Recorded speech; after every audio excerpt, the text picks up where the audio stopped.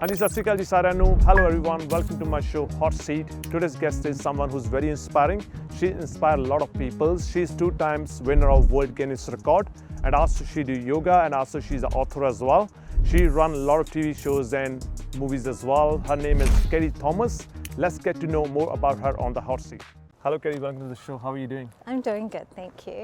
By the way, thanks for coming all the way to here, It's actually having a really good time actually. It's only just around the corner, so it's not that far. Yeah, that's. How are you feeling by the way? What's your day been going? What's your plans? Day so far is good. We are battling the back to school germs. Yeah. But I'm this close to finishing my website, so I'm Nice. feeling positive. What sort of website are you working on? I am coding my remote clinic website. Yeah, that's pretty good. Yes, it is. Now you're actually doing quite a lot of things for the people as well. Especially, tell me something about like those 3 Guinness World Records. There's only 2. No, there's it's only 2. Oh, yeah, it's 2. there's Sorry. only 2. So third one would be coming. So Becoming. Yeah, I didn't really train for them or anything. They just kind of happened. I think it's a right place, right time what was sort of that thing. like? Essentially, how that happened and how you decide that you're gonna be the winner. It was just sheer coincidence. I didn't decide. No, because you decide, because that's manifestation. You decide. Yeah, I talk about it when I go to schools. Yeah. Oh, really? For Duffy books, yes. I talk about it a lot because on the one hand, you could say maybe I was training for it my whole life. I was just ready to say yes on that particular day. Oh, nice. And I think finding what you love, Yeah. what grounds and centres you, prepares you for the moment when you are called to step up and do something bigger than you ever expected to. And that was what yoga gave me from day one. Yeah. So from the time I started at 13, I haven't stopped, and Yeah, I'm that's now good. 42. So there hasn't been a day where I haven't done my yoga practice. And on the day that I got my first Guinness World Record, Yeah. I was just at my desk writing a script Yeah. for a different TV show. Oh, really? When Joe from iWorks TV, Yeah. who I'd worked with on other things, called me up and just said, "Hey, Katy, I'm filming this show called New Zealand Smashes Guinness World Records." Yeah. And we are short of talent, and Yeah. we need somebody who is very flexible, very fit, can go upside down, fit into a small space, control their breath. I used to all doing yoga all the time, and I'm like, yes. And she was like, can you read the script and be on set in an hour? I was like, okay, all right, this is my moment. And it just so happened on that day, I was the smallest and the last person into the mini. We were the most cheerleaders crammed into a mini, and I had to be the one that went up and under and into the space in the ceiling, and then you have to shut all the doors, and I can't remember what the count is, maybe it's 10 seconds. So yeah, I just happened to be the record breaker. I didn't plan for it. That's pretty good. How it panned out, and it went so well that they said, "Do you want to come back next week and do another one?" I was like, "Absolutely, why not?" That's pretty good. And so it's not really about the record itself. I think it's more about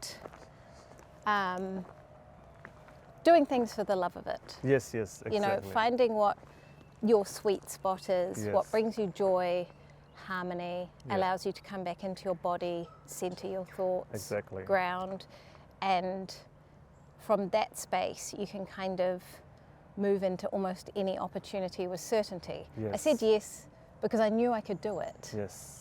I do much longer breath holds in pranayama. I do much more difficult things in yoga on the daily, so I was able to be like, I can definitely do that. I know. If I didn't have my daily practice, I probably would be like, oh, I don't know, Joe, that's a lot of pressure. I'm not sure I can be that person. No matter how bad I wanted it, I wouldn't have been in a place to say yes. And that was never the goal. If we orient ourselves to outcome, we can be really disappointed or frustrated when things don't pan out the way we expect them to. Exactly, that's right. If we're just creatively aligning ourselves with our gifts and our talents, all sorts of things can Not- happen without us necessarily having to pick You them. must have been feel really proud about that, by the way. You've done amazing. That's really inspiring story, by the way. So what do you know about yoga? Because you're quite active in that. You know how yoga started, where's that invented, you know, the history of yoga? Yes, well, I think all yoga teachers have to learn about the history of yoga. Yeah, definitely. It's- Some of them don't know, trust me. That's what I'm asking. Because some well- of them don't know. They're just doing yoga, but they don't know where the yoga come from, what's the yoga, like what's behind Yeah, the no, yoga. actually, no, yeah, you're right. I think that's kind of, yeah, no, you are right. Some people see it as a gym exercise Yes. instead of a spiritual practice. Exactly. Instead of the asana being only one of the 8 limbs. Exactly. You know, and so even in times where I've had injury or been physically unable to practice asana, I've never dropped my practice because there are other parts of yoga that are just as beneficial as the physical practice. Exactly. But I also think that yoga teaching and any type of proper instruction, I say proper because yes, I think you should read the Bhagavad Gita. Yeah. Yes, I think you should learn about the history and the context and the privilege that it is to be able to do it in this day and age. Is something that everybody should do. Exactly. I do. I think it's incredibly beneficial, not just to be able to go into the world and teach people yoga. I think it ultimately teaches you about relationship with self and relationship with everything that is bigger than you and your own personal development and trajectory. I got so much from my yoga training, my teacher training, from my teachers, and I have so much gratitude to all of them for everything that they've given me. And I would encourage anybody to embark on that for themselves, Yeah. because the guidance and the wisdom that you acquire just through going through that process, it's a real gift. It's really good here. Yeah. And how was your trip to India, by the way? It was great. It was a long time ago now, but I loved it. Any memory, like very, very, like the one you really like? Because India is really big, you know. It is really big. But what, it is really, what's the really best big. memory you had over there, which you're gonna talk about? I would love to hear because I feel really proud about that. I think my number one memory is the street food Yeah. was superb. The thing that made me sick was the one day we decided to eat white people food. Yeah. And we got Subway, and that made me so unwell. But the street food was incredible. The people were so welcoming, hospitable, kind and generous. And on the last day before we left, we kind of went down the road to some quite simple homes, and we just kind of gave them all of our leftover stuff before we Nice. left. And that really touched me. It left a really strong impression on me that there was still space Yeah. to connect with strangers, even where there's a language barrier, Yeah. that humans are still humans, no Humans matter are where still you come humans, from. Yeah. Exactly. Exactly. And those interactions are kind of possible wherever you go. Now, we're very good in hospitality, by the way. You know, Yes. so our people are very kind. No matter how much they have, they still like to share. That's what our culture is, you know, especially. And what do you see the difference here now? You see the Kiwi Indians, and then you see the Indians there. What's the difference you notice most of the time? I don't know. I think I was really sheltered while I was there. Yeah. So, you know, we had hosts and I was with a team, and there was just like a lot of media. It was a work trip, and I was actually with my fiance at the time. So my experience was very limited, whereas my contact with Indians living in New Zealand has been much more intimate and close. One of our longest standing carers, Rami, she was one of my eldest son's first hires. She was the first person I hired to do overnight cares for his nocturnal epilepsy. Yes. And I would consider her to be as close as a sister, because she knows our family inside and out and all elements of it, and me personally. And so what I know of her and what she has taught me about her culture is there's actually a lot of similarities Yes. between Indian culture and Māori and Pacific culture. Yeah, exactly. There are a lot of things that are similar from my perspective as a Yes. Māori, from my knowledge of our other main carer who is Pacifica, she's from Niue, Sarah, that kind of transcends this huge barrier of ocean between us. Yes. You know, like there's a lot of intergenerational living. Yes. There's a lot of emphasis on your role and service within your family and your Yes. wider structure. Yes. That you know, no matter how far away you go, you're actually always proximate to your parents, and Yes. your first duty is Exactly. back to your elders. And we have a Exactly. lot of respect and love and afi to Exactly. return back to those who cared for us in our infancy. And that was kind of what struck me. It wasn't so much the difference Yeah. that I noticed similarity. Similarities. Yeah. And actually my lawyer now is Indian, and yeah, I see more similarity good than I do lawyers. difference. Yeah, very good lawyer. She's Very excellent. smart and Yeah, very clever. very smart, very clever. Yes, I wouldn't have it any other way, to be honest. So let's back on a little bit now, Auckland. So what I really wanted to discuss with you, because you know your page is about everything. You know, you do a lot of things for people, which is really good to see as well, like all over. You know, yoga, TVs, everything. But right now, what do you think the Kiwis are actually facing? What difficulties right now in today's world? What difficulties they're facing? I If you're think, comparing to 20 years ago or 10 years ago. well, 20 years ago, wow. I mean, so it's like a different area. So, Yeah. you know, we've recently shifted out of like the industrial era. Yeah. Now we're in the technology era. Yeah. So there's been incredible changes within society, whether or not people are aware of it. Yeah. The landscape of how we organise ourselves is just rapidly changing and devolving.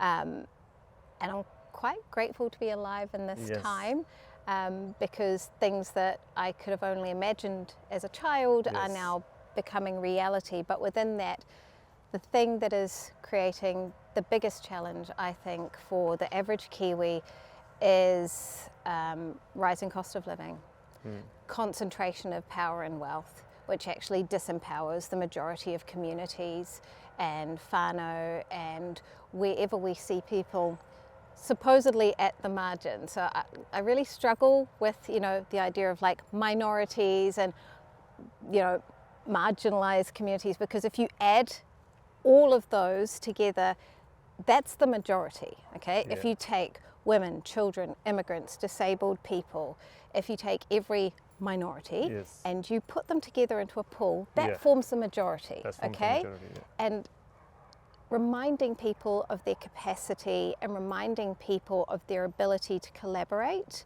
and co-create solutions that actually suit them and don't benefit far-flung corporations or a concentration of power and wealth and people that feel very, very disconnected from Yeah. the average Kiwi, the average person working and earning and trying to provide for themselves and their family, is what often gets left out of discourse. And whilst we can feel really frightened by unemployment and inflation Yeah. and world events, it's really critical that we remember our own inherent power. This is the country that gave women the vote. This is a country formed under treaty, and no matter how it might seem to be being ratified, what we have seen is voluntarily, spontaneously, and collectively everybody have banded together Yeah. to say, actually, this is what we believe in, and Yeah. this is our identity, and it can't be redefined by a small percentage of people who are stringing a narrative together that actually doesn't marry with what we know, breathe and live day to day. And I'm not taking away from the fact that things are difficult. Just like everybody else, I have had no access to disability funding Yeah. for my son for the entirety of this election term. Just because it's been unpaused now Yeah, I saw that one, actually. doesn't change the fact that we've done it hard. for the last few years, that there is this bill, the DSS bill, being rushed through under urgency and secrecy. I mean, honestly, putting a bill through in the middle of the night, if that doesn't scream shady, I don't know what does. Notwithstanding all the other things that have happened, you know, the new scoping of the diabetes medication, the reallocation of ORS funding within the education sector, the disbanding of Whaikaha, moving everything over to MSD. It's incredibly difficult.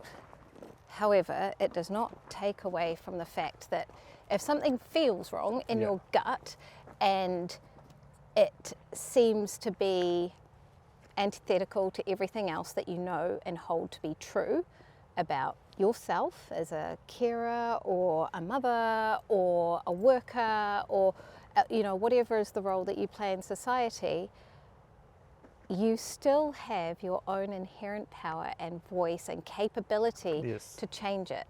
I always think about when things feel really, really hard, I think about what was the last big, not the pandemic, but before that, what was the last big world event? Like if we go back to World War II, what changed it? What was so bad about it apart from, you know, the genocide and the use of weapons and, you know, the mainstreaming of really harmful ideology? There was a very small percentage of society that were actually subscribed to the Nazi Party. I think it was only about 11% in active service. And what turned the tide was not all the governments, it wasn't all the armies, it was everyday, ordinary people taking individual acts of resistance. It was shopkeepers, it was teachers, it was mothers, it was everyday people going, I don't agree with this. And just because I'm frightened doesn't mean I'm going to let this happen. It's one person standing in a line going, I'm not going to let you do that to that child, or I am going to let you have safe passage through my home until the guards have passed. These individual little acts they build, and while they might seem isolated, when you put them all together, 3% of the population was enough to overturn the world order. That's it. Like, we have to remember that we are never powerless. Any little act that we do that affirms our goodness and affirms our commitment to each other, just human to human, person to person, that ability to relate to somebody at the bus stop or that person in the park, reminding ourselves of our own humanity, that is ultimately what will steer us through this crisis and the next crisis and whatever is going to happen next, because there's going to be more things. That is just life.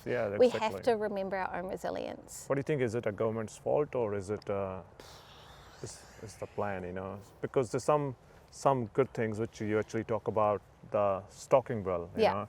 Some of the things really good for women. So because crisis is always going to come, no matter what. I agree. So I think part of what we're living in terms of the challenges of day-to-day life, I think part of it is orchestrated, it is by design, it has been legislated. These pressures didn't exist until this government came to power. Unemployment is skyrocketing. We have had mass exodus of New Zealanders leaving to go overseas to find better pastures or, you know, an easier way to make money and look after each other. That is no accident. We've seen money that could have gone back into communities, funding corporations, you know, the tobacco companies. Come on, could you get more evil than that? We're supposed to be a clean, green country, and we have blocked some really horrendous environmental actions against our country, and that is something that everybody should pat themselves on the back for. And we have to celebrate our wins where we can get them. That doesn't take away from some of the good that has come about, the anti-stalking law. But again, that started from the community. It started from the community. It started from the Coalition for the Protection of Women and Children. It wasn't instigated by the government. That was community action. That was people coming together. That was all the victim survivors making their submissions and making themselves heard, because fundamentally, no matter where you sit on the political divide, I don't think any politician is inherently evil. They're humans. Yeah. They're people, and wherever they sit on the divide, left, right, whatever, ultimately they're there because they want to do a good thing. Yes. Their perspective of what the good thing is different, Yes. just as we all have our own different perspectives about what the right way is to steer the ship. Yes. And I still think I've been before multiple select committees, and I have always felt that in those moments, Yes. even when I'm speaking to politicians that probably don't share my views on everything, Yes, exactly. I can still speak to you as a human being, and you can still relate to me Yes, they as understand. a human being. Yeah. And it's not about parties, and it's not about politics. It's just about, what do we want to see for each Yes. other? What is our vision for Vision, yeah. being in this country and living together, because we ultimately need each other. We do. And what I would love to see, my ultimate goal, would be to see more pan-party support. I want to see parties crossing the divide. I Yes. want to see National and Labour working together, because when we have pan-party support, bipartisan support for any piece of legislation or any government-led initiative, what we actually instill in society is security and stability. We know that there's not going to be a flip-flop on the next Yes. election term. It creates more robust lawmaking because we have buy-in from every sector of society saying, this is what we stand for. Yes. This is what we want the world to know about Aotearoa New Zealand. This is what we like to say about ourselves. Yes. And this is something that we can all sign on for. That gives us security as But I citizens. think the main factor is like as long as they're working together, but they're against each other as well. Like anything good someone's do, they don't support. For example, there's 2-3 things like, the free trade deal happened with India currently, Yeah. How many politicians were against that rather than seeing in a big picture that all Indians are working hard Do in you this think country? they were really against it, or do you think they were rage baiting a particular audience to try and get votes? They're trying to get the votes, that's for sure. But on the other hand, they like to go to Indian events as well. Like, for example, that I'm currently saying, like, who's Shane Jones, so Yeah. his party, New Zealand First. You can see on Google their parties are attending Indian events, but on top of that, they're talking against Indians as well. Yeah. And that's like, I don't understand, like, why they're trying to show I the think two that's faces. I think that's a really critical point Yeah. for voters, for parents, for educators, that where you have this cognitive dissonance, okay, so where you see action and commentary or sound bites or words Yeah. not synchronizing, where Yeah. there is no alignment, where there's no embodiment, where they're saying one thing but they're doing another. Yes. That's a really critical piece of information, not just in the political sphere, but in life. In when life, people yeah. are saying something, but they're doing something different, that's dishonesty, no matter which way you look at it. Yeah. And if you are voting for that, do not be surprised when you do not get coherent lawmaking. Do not be surprised when you get thrown under the bus. And the funny thing was, other day when there was other parties, like Destiny Church, they're doing protests in the city about anti-immigration policies, but during their break time, they're having a butter chicken in Indian restaurant. So, Case in point. Case in so point. like- No, I'm excited about the free trade agreement. Yeah. Everybody should be. I think anytime we see people using a scarcity mentality, yes, we should probably just go, have a little bit of a check and be like, I know what that is. I've seen that argument before. yes, This idea that there's not enough to go around, Yes. that if we have a free trade agreement with India, then somehow that is going to diminish domestic trade, or whatever the argument is. I don't even know what the argument is because it just seems so unlikely. they're trying to get the votes, nothing else. They're be trying honest. to get the votes. They're trying to That's- get the votes from a particular segment of Yes. society, and it's unfortunate that some people are not noticing Yeah. what they the know. left hand is doing and the right hand is not. Right-handers, And yeah. it's worth pointing it out to people. You don't have to elaborate and be like, see, they're lying. You can just point out, did you notice this? Yeah. And then people go, actually, you know what else? I noticed when they did this other thing, but they said that. Yeah. And it just allows people to draw their own conclusions rather than telling them what to do and how to do it. yeah, exactly. Because who in this country is not an immigrant? Yeah. Like, That's no the point. no matter what No, that's the great point. you know, you might be a fifth generation Pākehā. You know, That's a great point. No everybody matter how- came here somehow. No matter how long before, but Yeah. still, yeah, you're right. You're right. Fundamentally, That's not an Asian country. No. It's actually built on No. immigrants. Yes. Because it's a hard work, you know, anyone, even Pākehā, Kiwis, Maoris, Indians, whoever, but they all worked hard and built this country. Yeah. And they don't have to go against each other. I know there's good and bad people in all communities, no matter what. Everywhere you go. There's no need to be a judgment from ministers or Yeah. senior ministers, because all I think people know as well, all they do is for votes. Yeah. You will see them in Indian events, you will see them in any events, they will go to get Yeah. the votes.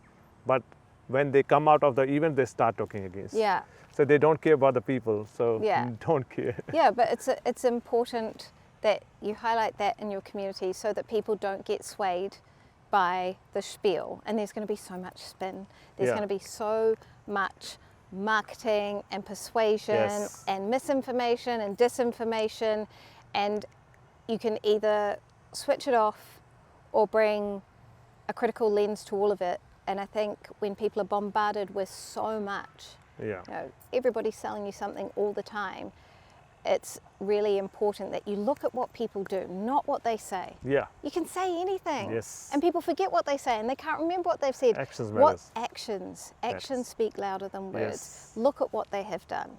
Look at the history of what they have done. Don't take any one event in isolation. Yeah. Look at the pattern. Look at the pattern. You know, yeah. look at a bigger data set.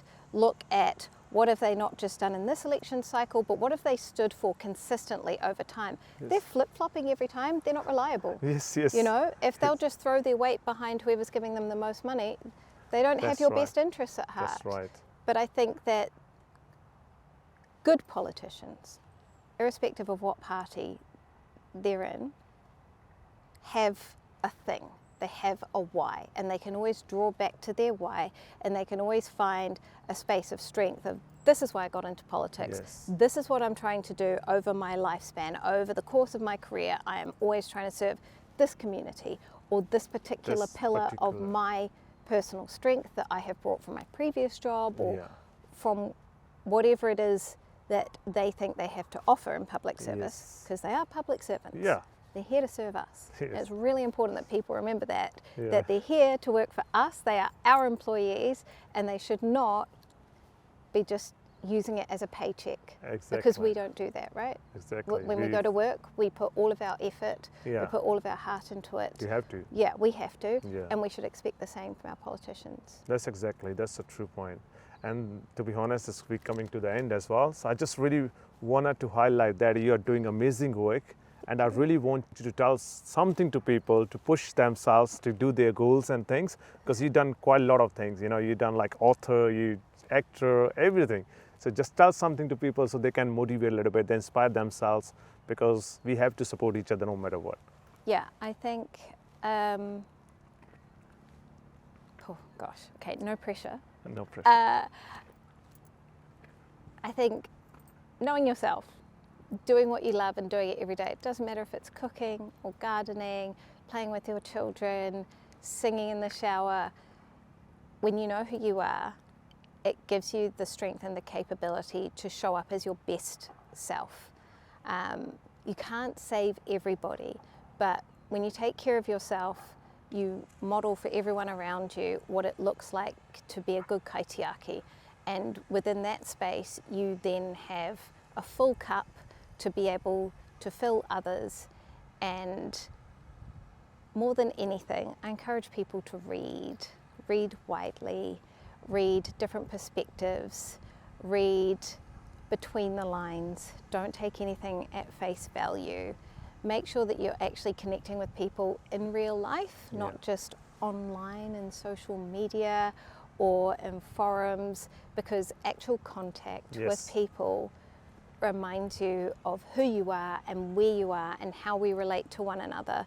Because when we can look after the most vulnerable people in our society, I think that's when we can call ourselves a good citizen. Exactly. Thank you so much, Katy, for your time today. I really appreciate it. Nice to meet you, by the way. Thank Nice you. to meet you. Thank you.